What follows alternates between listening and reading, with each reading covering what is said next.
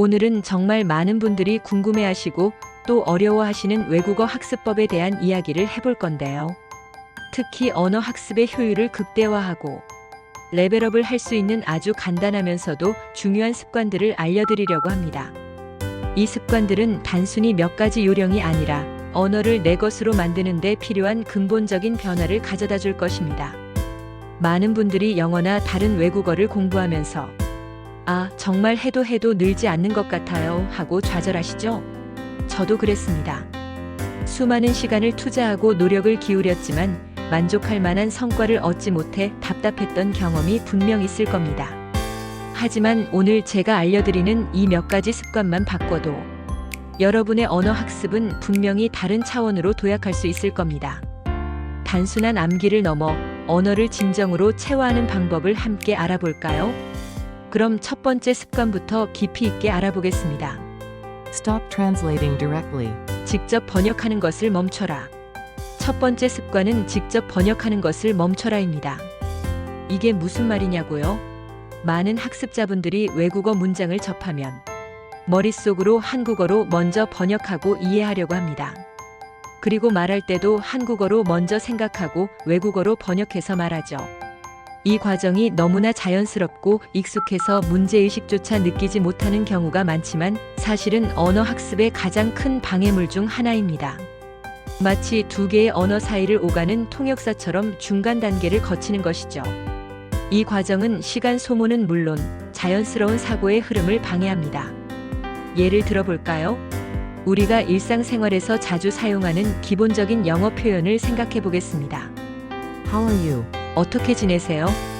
이 문장을 들었을 때 여러분은 머릿속으로 how는 어떻게, 아는 이다, you는 너 이렇게 단어 하나하나를 한국어로 번역해서 너는 어떻게 지내니? 로 이해하고 대답하려고 하셨을 겁니다. 그런데 원어민들은 이 문장을 들으면 그 상황 자체를 떠올립니다.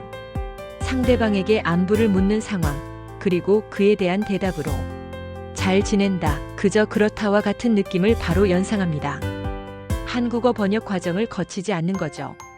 이들은 How are you? 를 하나의 의미 덩어리로 인식하고 그 상황에서의 감정이나 반응을 즉각적으로 연결시킵니다.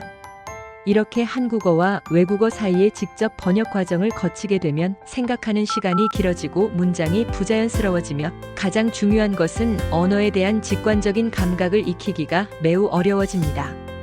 마치 운전할 때 모든 동작을 논리적으로 생각하고 움직이는 것과 같습니다. 초기에는 필요하지만 어느 순간부터는 무의식적으로 자연스럽게 움직이잖아요. 언어도 마찬가지입니다. 매번 기어를 바꾸는 법, 핸들을 돌리는 각도를 계산하지 않는 것처럼 언어도 자연스럽게 흘러가야 합니다. 그럼 어떻게 해야 할까요? 바로 직접 이해하기 연습을 해야 합니다.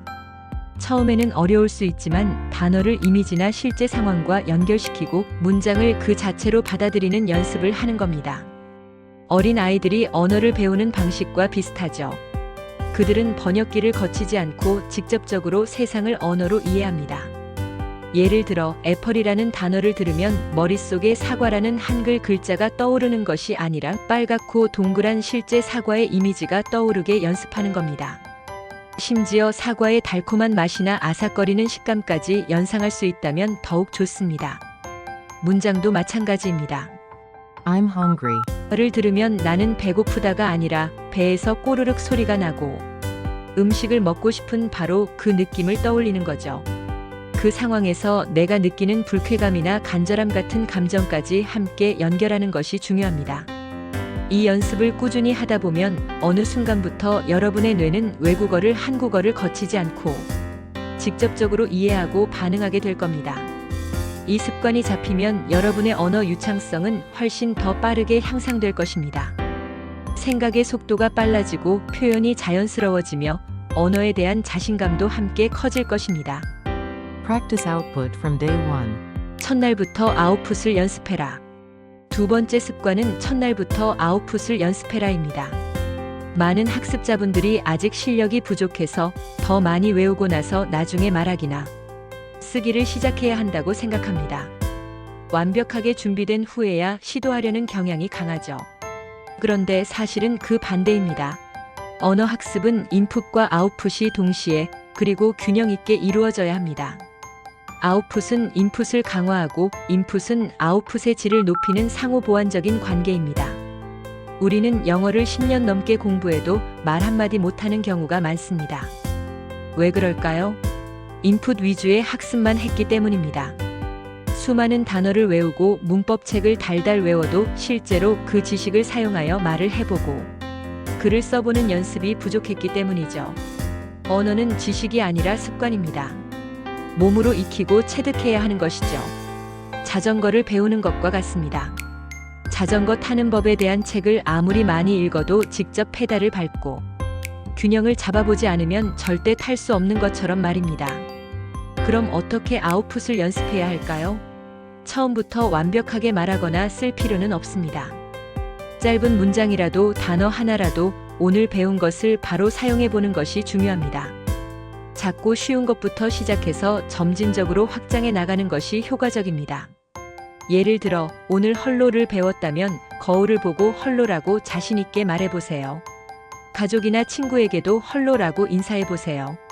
Thank you. 를 배웠다면 고마움을 표현할 때 꼭 Thank you. 라고 말해보세요.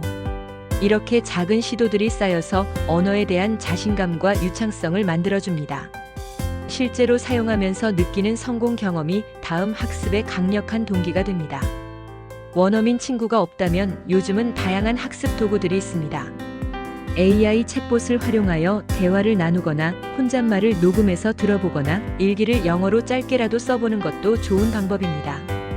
중요한 것은 실제로 사용해보는 경험을 쌓는 것입니다.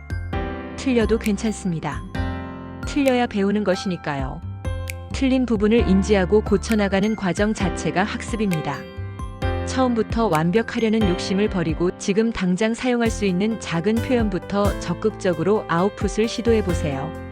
여러분의 입과 손이 언어를 기억하게 만들어야 합니다. 이 습관을 들인다면 여러분의 언어 실력은 훨씬 더 빠르고 견고하게 성장할 겁니다. 인풋만으로는 절대로 얻을 수 없는 진짜 실력이 쌓이는 거죠. 아웃풋을 통해 인풋된 지식이 활성화되고 장기 기억으로 전환되는 효과를 얻을 수 있습니다. Don't be afraid to make mistakes. 실수하는 것을 두려워하지 마라. 세 번째 습관은 실수하는 것을 두려워하지 마라입니다. 앞서 말씀드린 아웃풋 연습과도 긴밀하게 연결되는 내용인데요. 많은 학습자들이 실수할까봐 혹은 틀린 발음이나 문법으로 인해 비웃음을 살까봐 말하기를 극도로 주저합니다. 완벽하지 않으면 시도조차 하지 않으려 하는 것이죠. 그런데 사실 언어를 배우는 과정에서 실수는 너무나도 당연하고 필수적인 부분입니다. 실수는 학습의 자연스러운 동반자입니다. 우리가 모국어를 배울 때를 생각해 보세요. 어린 아이들이 처음 말을 배울 때 완벽하게 말하나요? 맘말을 마마라고 하고 문법도 틀리게 말하죠. 내가 밥 먹을 거야를 내가 밥 먹을 것처럼 줄여 말하기도 합니다. 하지만 우리는 그 아이들을 보면서 왜 저렇게 틀리게 말해? 라고 하지 않습니다. 오히려 아이가 말을 배우고 있구나. 기특하다. 하고 성장하는 모습에 뿌듯함을 느끼죠. 심지어 아이의 실수를 통해 부모는 아이가 무엇을 배우고 있는지 파악하기도 합니다. 언어 학습도 마찬가지입니다. 실수는 학습의 증거이자 성장 과정입니다. 실수를 해야만 무엇이 틀렸는지 정확히 인지할 수 있고 어떻게 고쳐야 할지 배울 수 있습니다. 실수를 두려워해서 아무것도 하지 않으면 여러분의 언어 실력은 절대로 발전할 수 없습니다. 발전의 기회 자체를 박탈하는 것과 같습니다. 그럼 어떻게 실수를 긍정적으로 받아들이고 활용해야 할까요? 먼저 완벽주의를 버리세요. 처음부터 완벽하게 잘해야 한다는 생각 자체가 여러분의 발목을 잡는 가장 큰 원인입니다. 두 번째, 실수는 배우는 과정의 일부임을 인정하세요. 틀리는 것은 창피한 일이 아니라 더 나은 학습을 위한 소중한 과정입니다. 모든 전문가는 수많은 실수를 통해 성장했습니다. 세 번째, 실수를 통해 적극적으로 배우세요. 만약 실수를 했다면 왜 틀렸는지 확인하고 다음번에는 제대로 말할 수 있도록 피드백을 통해 개선점을 찾는 노력을 해야 합니다. 예를 들어 I am go to school. 이라고 말했다가 원어민 친구나 선생님에게 I go to school. 이 맞다는 것을 알게 되었다면 현재형에서는 주어와 동사 사이에 am과 같은 비동사를 쓰지 않는구나 하고 깨닫는 거죠. 이렇게 실수를 통해 규칙을 몸으로 익히는 겁니다. 단순히 문법책에 쓰인 내용을 외우는 것보다 훨씬 더 기억에 오래 남습니다. 발음도 마찬가지입니다. 처음부터 완벽한 원어민 발음을 내기란 불가능합니다. 조금 어색하더라도 계속해서 소리내어 말하고 원어민의 발음을 주의 깊게 듣고 따라하려고 노력하다 보면 점점 더 자연스러워질 겁니다. 발음 교정은 반복적인 시도와 작은 수정의 연속입니다. 실수하는 것을 두려워하지 않고 끊임없이 시도하는 용기가 여러분을 진정한 언어 학습자로 만들어줄 겁니다. 용기 있는 자만이 언어의 벽을 넘을 수 있습니다. Find your own motivation and enjoy the process. 자신만의 동기를 찾고 과정을 즐겨라. 네 번째이자 가장 중요한 습관은 자신만의 동기를 찾고 과정을 즐겨라입니다. 언어 학습은 단거리 경주가 아니라 마라톤과 같습니다. 꾸준함이 가장 중요하죠. 그런데 이 꾸준함을 지치지 않고 유지하기 위해서는 강력한 동기와 학습 자체를 즐기는 마음이 필수적입니다. 동기는 여러분을 나아가게 하고 즐거움은 그 여정을 지속 가능하게 만듭니다. 왜 영어를 배우고 싶으신가요? 단순히 학교 시험 점수를 잘 받기 위해서인가요? 아니면 좋아하는 미드나 영화를 자막 없이 온전히 이해하고 싶어서? 해외 유명 대학의 원서를 읽고 싶어서? 외국인 친구를 사귀고 싶어서? 해외 여행을 가서 자유롭게 소통하며 현지 문화를 깊이 경험하고 싶어서? 아니면 단순히 새로운 것을 배우는 지적인 기쁨을 느끼고 싶어서?